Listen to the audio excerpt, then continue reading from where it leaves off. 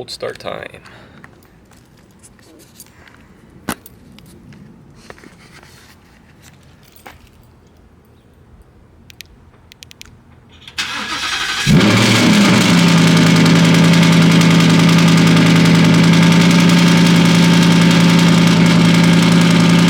Today, as I was doing my leg day, I was thinking about, leg press versus, something like a hack squat or a Smith machine squat, barbell squat, whatever. And the main thing that I was, taking away from this was isolations versus compounds. So if you don't know, which most of you watching probably already do, probably some form of idea, compounds are exercises that work multiple muscle groups. That's why they're called compounds, more than one. And isolations typically hit one muscle group at a time, that way it isolates the muscle group. So this is like your hamstring extension, your quad extension, your calf raises, your bicep curls, etc., you name it. Compounds, your barbell squats, your hack squats, some forms of leg press even, shoulder press, etc. You get it.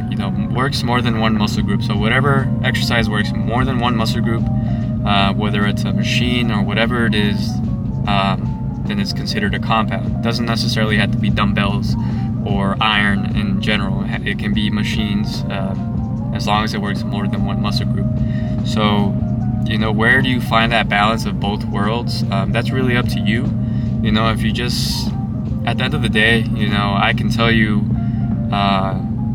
do these amount of compounds, do these amount of isolations, but if you don't enjoy your training and you don't see progress within yourself because of that, then it doesn't really matter. So I always like to say, just do what you like, do what works for you, try different things, and that way you find, ultimately what works for you and what allows you to progress. And especially if you're beginning on, you have a lot of time, you have a lot of room to play around with. Once you gain that experience, those years under your belt, you'll kind of start to figure out, which compounds that you like, that you enjoy, that work for you, how many sets, how much weight, etc. That's really all there is to it. But I guess for a good rule of thumb, I always like to include at least one compound, maybe two, depending on what muscle group, in one session, followed by isolations. How many in terms of quantity of isolations is really dependent up to you.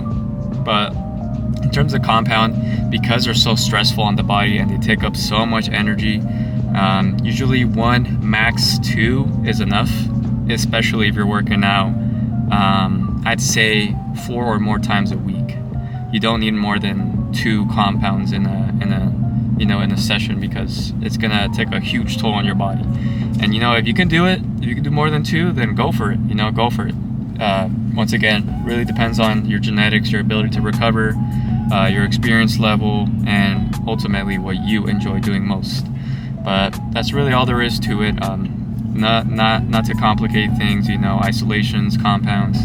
Just do what works for you, ultimately, like what I always say. But that's pretty much it. Hope you guys have a good one. Please leave a like, subscribe, comment, and share, and follow me on TikTok and Instagram. See ya.